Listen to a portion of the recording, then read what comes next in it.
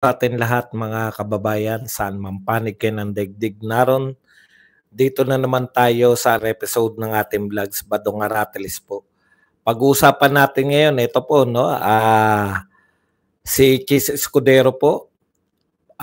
Susuriin natin ano tong ginawa niya na kinontempt rin po si Lacanilaw after ng pigilan ang contempt kay Lacanilaw. Na-contempt din po, no? Yun pong pinakontempt ni Aimee Marcos. Pag-uusapan din po natin, ito po, si Auntie Claire, nagsabi na naman ng mga imposible, no? Talagang yung mga nangyayari daw po, isolated lang yan. Bakit daw yan yung hina-highlight ng mainstream media? Sana naman daw mga positive din. Matagal na pong ganyan yung mainstream media, no? At saka syempre po, nakakagulat po, no? Buong akala po natin, ito pong si Kaufman ay ano po, nireject yung hinihingi na maghigpit sa ID, no? Hindi po pala. Wala po palang nireject na request. Wala po pala silang request. Lahat po yan nung sinasabi ay gawa-gawa lang daw po ni Conti tsaka nung isa pang abogado, no? Kasi nungalingan lang pala yan. Dapat etong sinasampahan nyo ng kaso. To si Conti tsaka yung kasama niya, between yata yun. At syempre pa po, meron na naman pong kinasuhan na 4 na vlogger. Yan po ang mapag-uusapan natin. Kumpiyansa rin po si VP Sara na mananalo siya dito po sa impeachment trial. Yan po mga pag-uusapan natin. Pero bago yan, kung bago ka pa lang dito sa ating channel, mag-subscribe ka na. Dahil ito lang ang tayong channel na may kinikilingan, may pinapanigan, una sa balita, huli sa impormasyon, kaya ano pang hinihintay nyo? Pindot na, okay? Alam nyo po, unahin na natin to si Auntie Claire, no? Hanggang ngayon po, ito po ang sinasabi ni Auntie Claire, pakinggan po natin. Related cases na tulad yan. Kasi ako po, ngayon, paglabas ko sa bahay, wala naman ako nakikitang saksakan. Pagpunta ko dito sa palengke, ulitin wala naman ako nakikitang saksakan.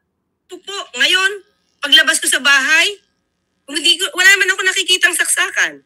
Pagpunta ko dito sa palengke, wala naman ako nakikitang snatching.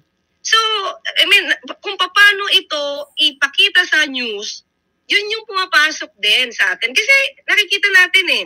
Kaya sabi natin, sana nga rin po, maliban sa mga negative na mga news, makita din po yung ganda ng ginagawa ng gobyerno.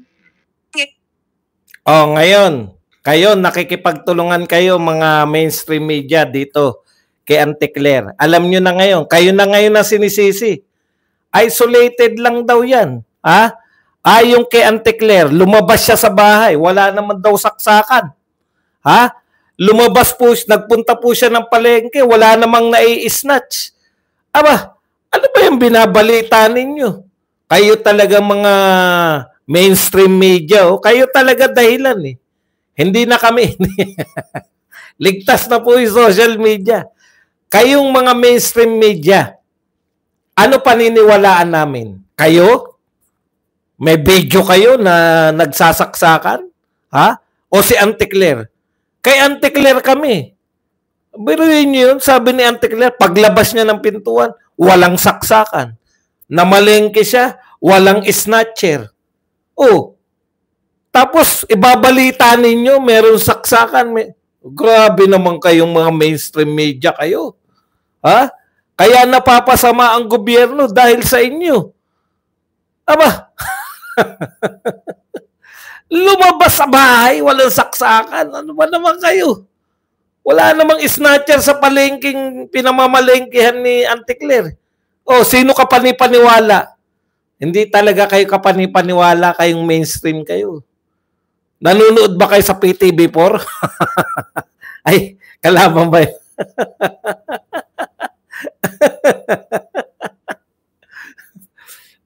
Alam nyo na ngayon, Alam nyo na ngayon, yan po ang tumutulong para mapabango. Yan po si Ang linaw po malinaw po ang sinasabi ni Auntie Claire. Lumabas siya sa bahay. Naalala ko niya si meron pong DepEd secretary noon, nagngangalang Nilo Rosas. Tinatanong siya kasi uulan na ay may bagyo daw Tinatanong kung may pasok ba. Lumabas ako. At tinignan ko ang kalangitan. Maaliwalas ang kalangitan. Putya, maaliwalas daw ang kalangitan. May pasok tayo, biglang umulan ng malakas. Kayo po, tandaan nyo ang sinasabi ni Auntie Claire. Yun po ang katotohanan. Basta sinabi ni Auntie Claire, yun. Lumabas siya, walang saksakan. Pumunta siya ng palengke, walang snatcher. Sino pa naniwalaan? Kayong taga-media? Kalokohan niyang pinagsasabi. Sa South Korea, balitang-balita po ngayon. Alam niyo po, kung hindi pa po lumaganap sa South Korea ang balita, hindi po binabalita ng mainstream media. Maawa naman kayo sa tunay na balita. May napatay po na turistang Koreano rito. Nabalitaan lang natin dahil kalat na po sa South Korea yung balita na yan. Kahit na ano pong pagtatago ninyo, lalabas at lalabas po yung balita na yan. Sa bagay, kung ang susundin nyo si Auntie Claire, na pumasok siya, parang, eto ang dagat. Wow, dagat. Ganun dilawan na dilawan talaga Okay, punta na po tayo sa mga tunay na balita. Sila kanila po, kinontempt na po ni Chis Escudero dahil hindi po maipaliwanag kung bakit hindi siya dapat i-contempt. Alam mo, Chis Escudero, no? Gusto mo lang maging maging star na Noche Buena. Alam mo yung ginagawa ni Chis Escudero, i-delay muna para yung galit, 'di ba? Ang totoo, kaya kinontempt yan, nagsisinungaling. Kinontempt ni Amy Marcos. Hinarang mo. Bakit mo hinarang? O, kita nyo ngayon, bakit niya kinontempt? Napatunayan niya yung sinasabi na nagsisinungaling. Hindi maipaliwanag yung sagot. Alam mo, mali. Yan po ang pinakamali mong ginagawa, Chis Escudero. Yung masyado kang, ang tawag doon, dapat sinusuportahan mo, mali man o tama, yung mga ginawa ng tauhan mo, doon ka pa rin, as a leader, no? Lagi ang pagkampi mo sa yung nasasakupan, sa yung pinamumunuan. Ganun po yung leader. No? Kita mo si Tatay Digong ngayon. Nakakulong siya ngayon dahil siya yung leader niyan . Ikaw ang leader ng Senado na kami lahat nanonood.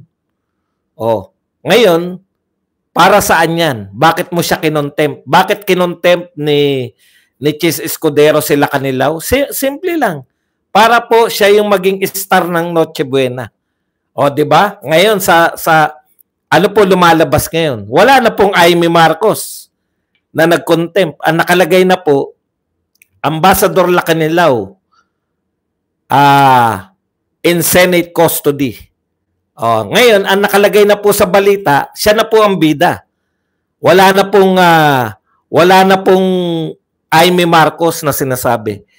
In a statement, Escudero's office said the copy of order was sent. Yan. Special Envoy Marcos Lacanilaw is now on the custody of the Senate. This is in pursuant to an order issued by Senate President Chis Escudero on Monday.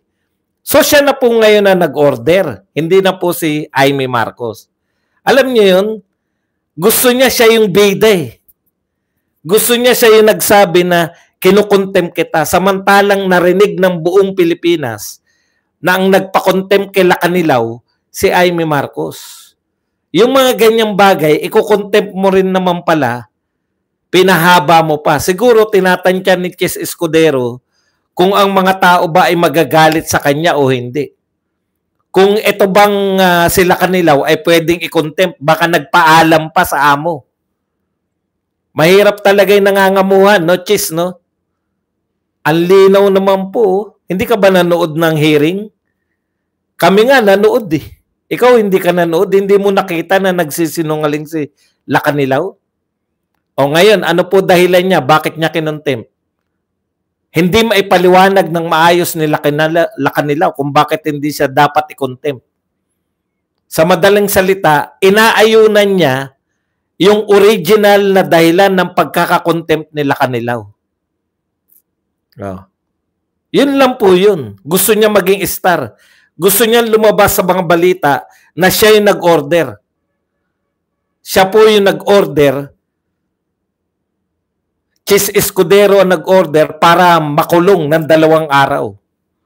Biruin mo, 2 araw lang. Yung tao na yan, ang pinuno ng pagdadala. Siya po yung naatasan. Yan tao na yan. Siya yung naatasan na mag-escort kay Tatay Digong at pumirma sa mga ICC document para patunayan na si Tatay Digong ay dumaan sa tamang proseso. Yun lang, 2 days lang. 2 days lang yung makukulong siya. Tapos si Tatay Digong, kulong na ngayon, 1 buwan na mahigit, 40 days na nakakulong si Tatay Digong. Sa bagay, balang araw, no? Meron pong pagtutuos.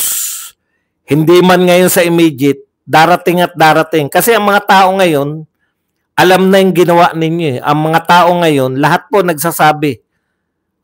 Kahit nga yung Supreme Court Justice na si Adolf Ascuna, sinasabi niya, tama naman, yung warrant of arrest. Ang mali, yung hindi ninyo iniharap si Tatay Digong sa local court. Tama yung warrant of arrest, pero ang mali, yung pagsusurrender ninyo kay Tatay Digong, diretso sa ICC. Yan din po yung pinagtataka ni Kaufman. Hindi, sabi ni Kaufman, hindi na nakatiis. Hindi ba may presidente kayo? Bakit pinatapon dito? Dapat kay Duterte may Filipino court, nililitis si Tatay Digong ng Filipino judge. Wala pong dahilan para dun talaga eh. Yan po ang sinabi ng kanyang abogado.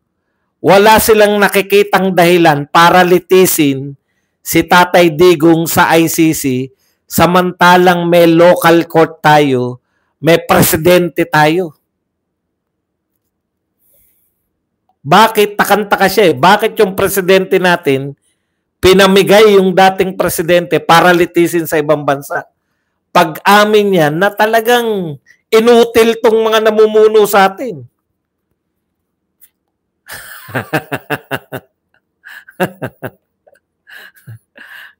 Opo, totoo yan. Speaking of monitor, meron na naman po sinampahan. Grabe, no? War against ang nangyayari kay Tatay Digong, mga totoong problema eh. Sa totoo lang po, nung presidente si Tatay Digong, kaya siya minahal ng tao, mga totoong problema yung nilulutas niya. War on drugs, totoong problema. NTF-ELCAC, National Task Force to End Local Communist Insurgency. Totoo po yun. 50 years na problema ng Pilipinas yan. Gustong lutasin ni Tatay Digong. Mga totoong problema ang nilulutas. Dito po, NBI, muling nagsampa ng kaso. Sinampahan po ng reklamo ang 4 na namang vlogger. Diyos ko. Kahit po, no? Tapos, ibabalita na po yan lahat. Ayan na, sinasampahan na kayo ng kaso. Alam niyo po, una, wala pa tayong batas against fake news. Ano po yung kakaso niyo ron? Kung fake news yung batayan niyo ng ikinakaso niyo. Bakit po nakatutok kayo sa vlogger? Yun yung pinoproblema namin eh. Dahil vlogger ako.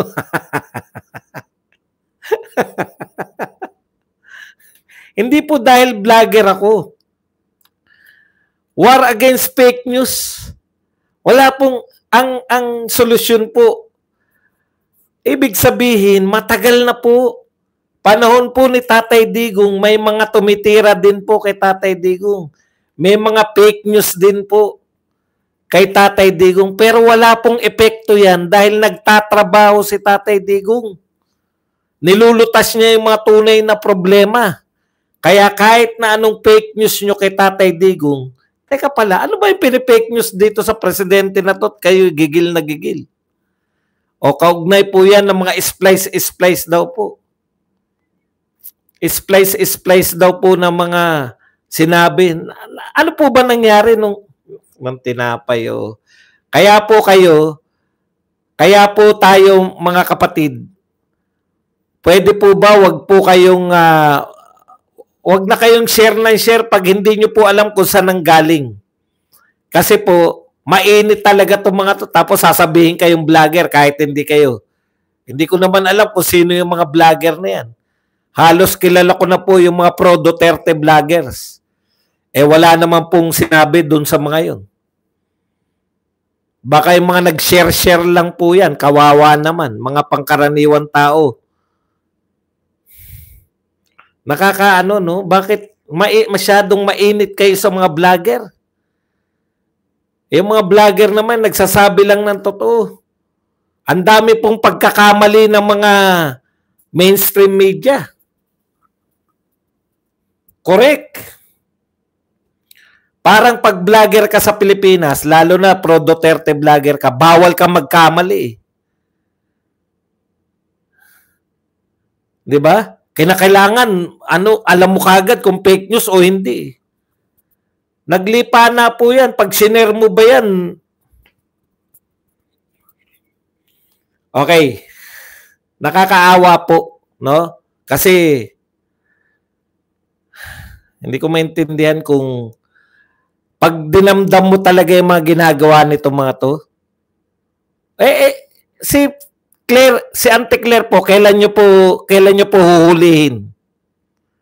Nagsabi siya, fake news peddler si Roque. Yun po ba ay news, yun po ba ay katotohanan o opinion niya lang?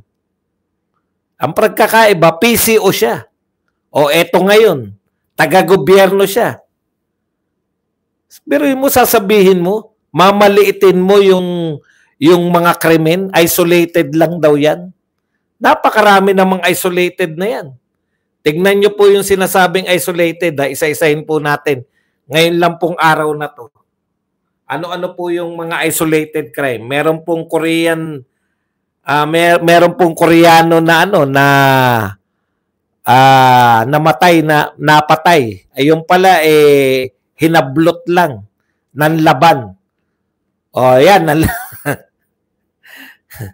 Allergic yan mga yan sa mga nanlaban . Eto pa po. 5 empleyado ng isang panaderia. Yan, namasaker sa Antipolo. Alam niyo po, nung panahon ni Duterte, wala na po itong masaker na to. Pinutukan po sa SJDM. Anong tawag doon? Iced tea? Hindi, may tawag doon sa iniinuman nila. Balita yan, Auntie Claire. Ito po, 5 lang nakalagay rito sa DCRH . DCRH, kulang kayo Ayan po, balita po, dumating na yung family ng napatay na Korean. Napakasakit para sa family niya. Ito pa po. Sikat na sa South Korea. Turista, hinablot ang bag, binaril, patay. Turista po yun. Tapos, meron pa po. Rider. Rider. Sinaksak ng pasahero. Anteclair. Hindi mo ba nakita? Kasalanan niya yan, media. Lumalabas naman si Anteclair. Wala naman nakikita eh. Kayo talaga pinutukan sa milk tea. Yun, hindi iced tea, milk tea. Correction. Thank you po sa correction. Iced tea po, milk tea po, hindi po iced tea ang kita mo. Sunod-sunod po yan. Ngayong araw lang po balita yan na iba pa yung kahapon. Kaso nga, lumabas si Anteclair, wala naman po nakita.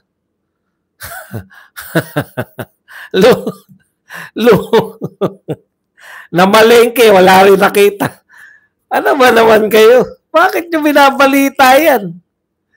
Ngayon, ang masakit po nito, hindi po masakit dahil kung uma-action naman kayo, may nahuli naman yata, di ba? Pero ang pinakamasakit po nito, makikita mo po yung NBI. Ito po yung NBI, proud na proud pa sila. Ayan, kinasuhan yung 4 na vlogger.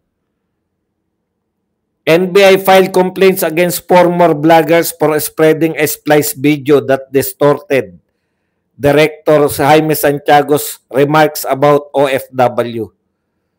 Itama nyo lang po. Sabihin nyo lang sa kanila na splice yung video. Ito po yung tunay. Diyos ko naman. Di po ba ang dami pong krimen na nangyari ngayon? Tapos ang iharap nyo sa tao, kinasuhan po namin yung 4 na vlogger.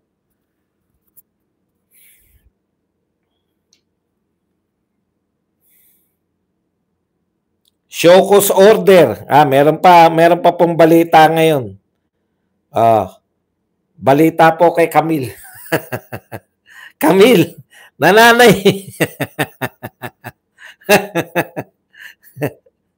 Pero duda si Anteclair. Bakit? Nakita ba niya? Ayun naman, no? Malamang hindi yan nakita ni Anteclair. Kaya pagdududahan natin yan. Okay, eto po, isa pang balita, sabi ni Senatorial Bet Camille Villar.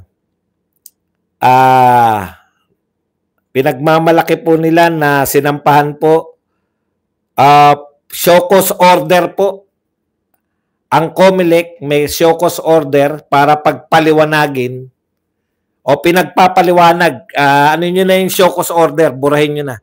Pinagpapaliwanag po si Camille Villar sa di umano ay naganap na pamimigay o pagbili ng boto. Tindi, no? Single out. May mga naririnig. May mga nakikita kami na mamimigay ng mga congressman. 2 congresswoman particular. 2 congresswoman yung nakikita ko namimigay ng pera. Hindi ko alam kung ayuda o kung ayuda yon, ligtas na ba? Pinagpaliwanag nyo ba yung 2 congressman na yun? Na sila mismo may hawak ng pera, namimigay? Si Camille lang yata yung pinagpapaliwanag. Thank you very much muna kay Marites Moreno na nagbigay ng 10 Hong Kong dollar. Marites Moreno Alano. Yan. Bait yan si Ma'am Marites eh. Yan yung nagdala na nung nagpunta ako sa Hong Kong, napagsaran ako. Lumabas ako, hindi ako nakabalik. Siya po yung may bit-bit ng mga gamit ko. Thank you, Ma'am Marites. Okay. Namimigay direkta yung 2 congresswoman na nakita ko. Tapos si Camille Villar, si Camille Villar lang pinagpapaliwanag. Di ba, Camille? Kai-endorso lang. Baka naman na tiyempo lang. Kayo naman, wag nyo naman malisyahan. Wag po nating malisyahan ang COMELEC. No? Huwag nating malisyahan yung Comelec. Baka na-tsempo lang na tinaas ni BP Sara yung kamay ni Camille Villar. Kaya naman na-tsempo din na pinagpapaliwanag.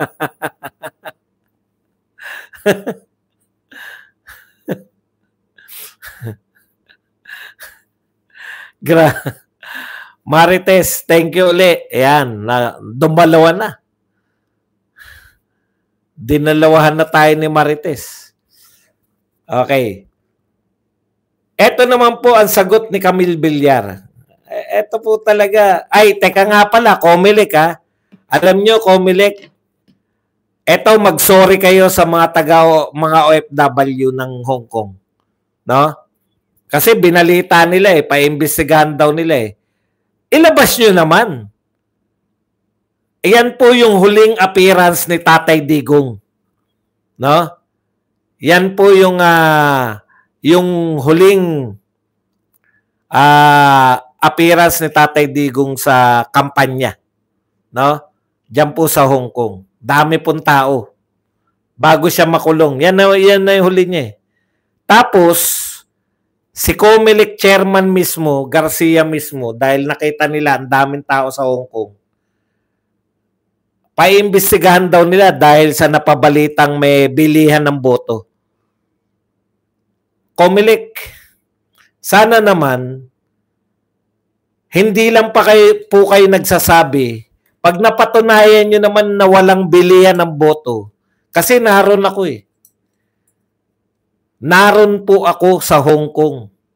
Maiinsulto po yung mga taga Hong Kong pag sinabi nyong babayaran namin kayo para umatin. Ang katotohanan po dun, mas marami pa po yung nasa labas ng venue. Hindi nakapasok kaysa nakapasok sa loob. Ganon po karami yung nagmamahal sa mga Duterte. Nakita lang nila kumaway si Tatay Digong, nag-iiyakan na. Tapos inintrigan nyo, Comelec, kayo nagsabi, sabi mo nun, Comelec. Ano sabi nyo? Iimbestigahan nyo rin yung bilihan daw ng boto. Isa lang yung pattern nyo, no? Talaga, mga taga Hong Kong, may bigayan doon. Grabe po kayo. Busog na busog ako sa mga taga Hong Kong. Kami po ang binibigyan ng pagkain ng mga taga Hong Kong. Ako po, live na binigyan ako ng mga pangkape ng taga Hong Kong. O ngayon, si Camille Villar na naman. Baka na-tsempo lang. Alam niyo po kung bakit? Pahiyang-pahiya po sila kay Camille Villar. Hindi po nila mabitawan si Camille Villar, no? Hindi po nila mabitawan na hindi na siya miyembro ng alyansa.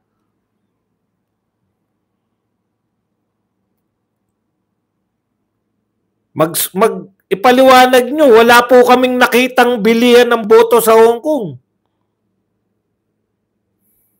Sa bagay, wala na umiintindi sa inyo.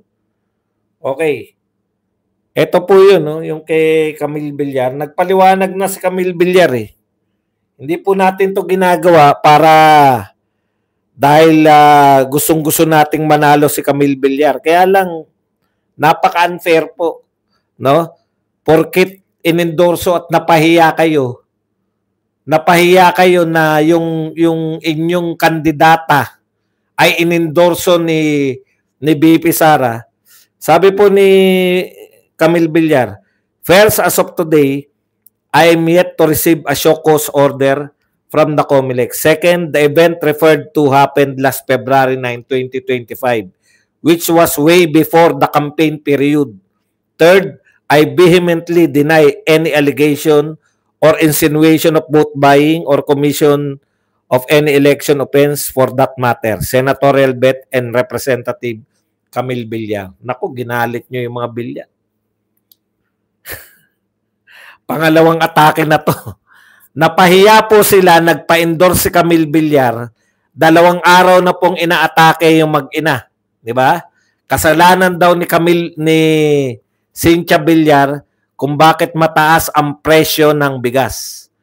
Ngayon naman, pinagpapaliwanag si Camille Villar sa bilihan ng boto. Alam nyo na ngayon, wag po silang mapahiya. Napapahiya po sila. Nagpa-endorse ka kasi napahiya. Napahiya yung mga, alam nyo na, yung mga wala nun. Teka pala, parang wala naman kayo nun. Bakit kayo nahihiya? Parang mga wala naman kayong... Okay. Punta na po tayo sa dito po kay BP Sara. Teka nga, i-adjust ko na to. Yung kodigo ko, hindi ko mabasa. Hindi ko na sinabay yung mga TikTok. Matagal pa kasi. Okay, eto po. Ay, hindi. Tuloy na natin muna kay ano. Tuloy na natin dito kay... Naku, hindi ko yata natantusan. Hala. Yung kay... Sabi na eh. Yung pong abogado ni Tatay Digong, tinanong po siya, ano pong masasabi niyo na nireject? Na nireject po yung request ninyo na higpitan yung ID. Sabi, eto po sabi ni ni Kaufman wala naman po silang na-reject na request. Wala naman po silang request.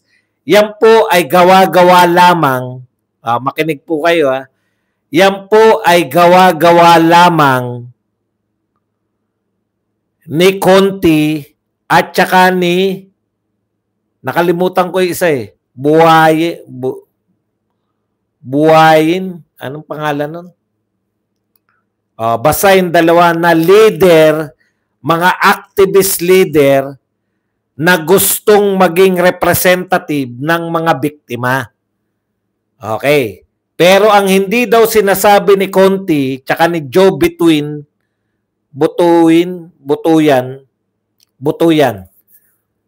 Ang hindi po sinasabi ni Butuyan at tsaka ni Conti na sila po ang hindi tinanggap bilang representative ng mga sila po yung magre-represent sa mga biktima. Sila po yun. No?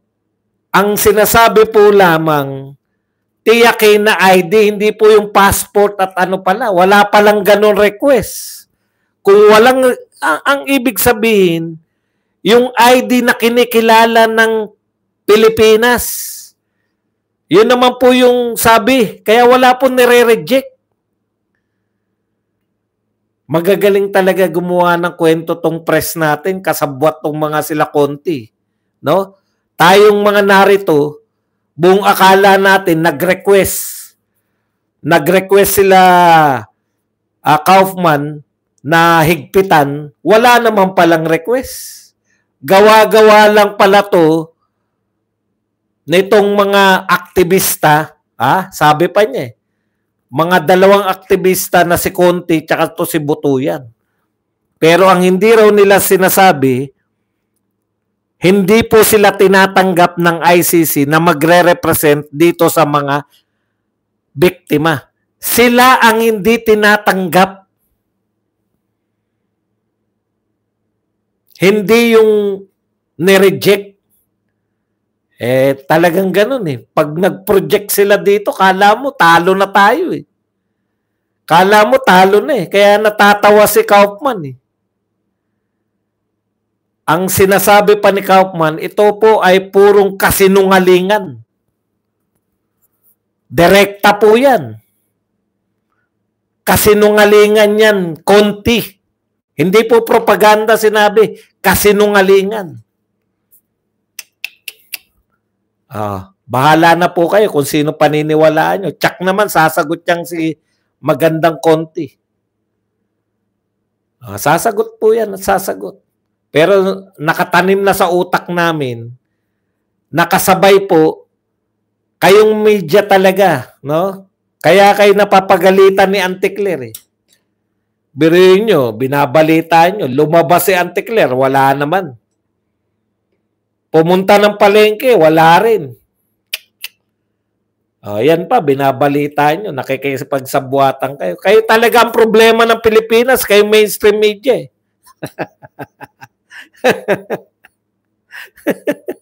Hindi pala kayo kasali. Kung magpakilala yan, no? Totoo po. Ano pakilala niya nun? Assistant, Assistant, ano tawag doon kay Kan? Assistant prosecutor? Assistant prosecutor daw siya? Anak ng tinapay, sa mukha mo na yan. Kung gaano kabantot yung pagmumukha mo, ang lakas, Assistant prosecutor, hindi ka pala kinikilala ng ICC? Yari na naman kayo. Kayong nakikipagtulungan ng media dyan, yari na naman kayo kay Anticler niyan. Ibalita niyo yung mga binabalita ng PTV4. Kayo naman, no? Okay, punta na po tayo rito kay BP Sara. BP Sara Duterte says lawyers confident of impeachment win. Nagdeklara na po si BP Sara na confident po siya, no? Na siya po ay mananalo dito sa impeachment, ay yung kinaso sa kanya sa impeachment court, no? Siyempre, alam nyo naman, malaking bagay yung mananalo tayo. Tiwala lang mananalo tayo. Okay.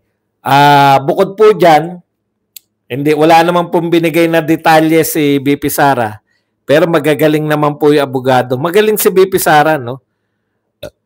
Alam niyo po kung bakit tayo nakakasiguro. Ako nakakasiguro ako na magiging maganda palakad ni BP Sara. Marunong po sila magtatap ng magagaling na tao.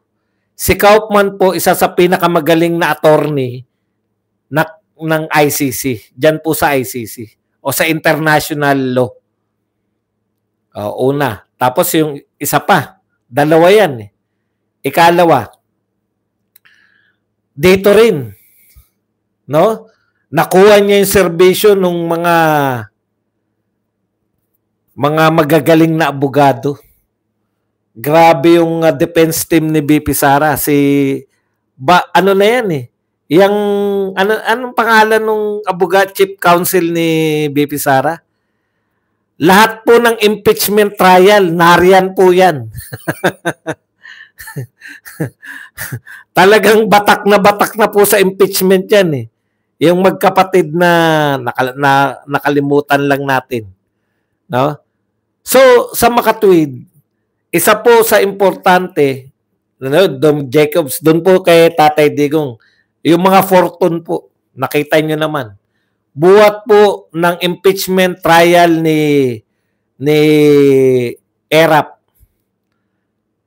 Lahat po ng impeachment, kasama yung mga yan. Ganun po katindi. So, ibig sabihin, pag naging presidente po si BP Sara, makakaasa po tayo na magaling. Yan yung kagalingan ni Tatay Digong. Lahat ng mga magagaling na tao kinuha niya.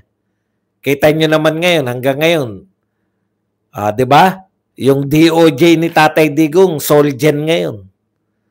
Yun sila Anyo.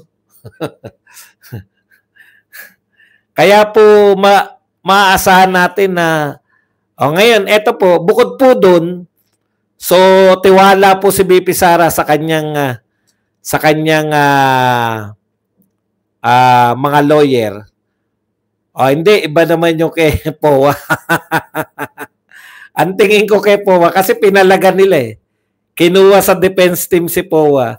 Ang tingin ko kay POA, gagamitin. Kaya galit na galit sila eh. Di ba? Wala pa naman, hindi naman ganun kasikat si POA sa pagiging attorney. Pero sa tingin ko, gagawing testigo. Inunahan na nila. Paano ka magiging testigo kung abogado ka ni BP Sara? Hindi ka pwede maging testigo ng gobyerno kung abogado ka ni BP Sara, di ba? Ayun yun eh. Kaya magaling magaling talaga tumaktik ito si BP Sara. Okay, anyways, ano ko lang yan ha. Hindi po yan news. Yan po ay pagsusuri. Kaya mamaya, mamaya nakaposes na ako na fake news. Utot nyo. Pwede pa rin po kami magsuri. Okay.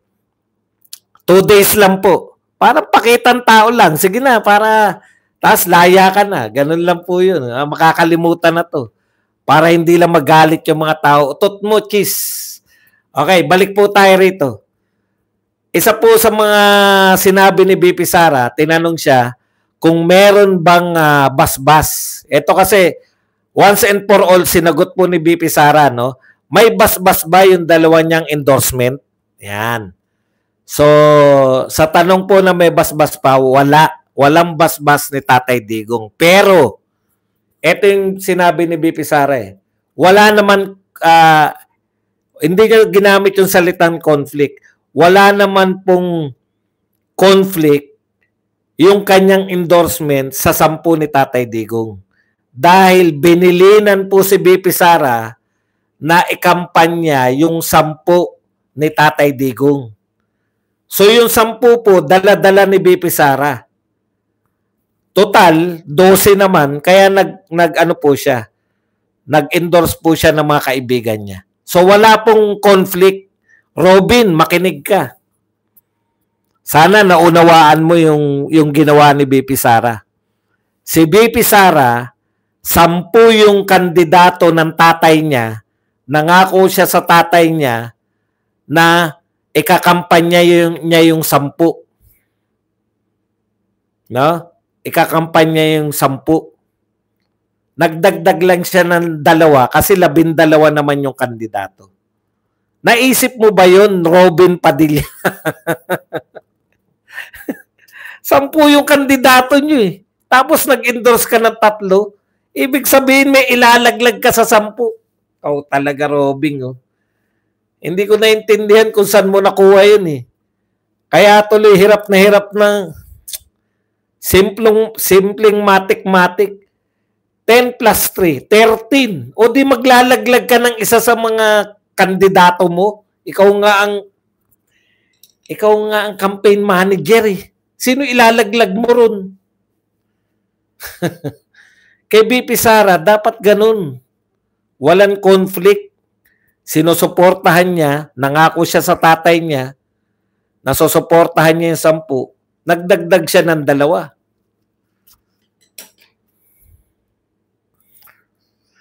Okay. Yan lang po ang ating topic. Pwede na kayong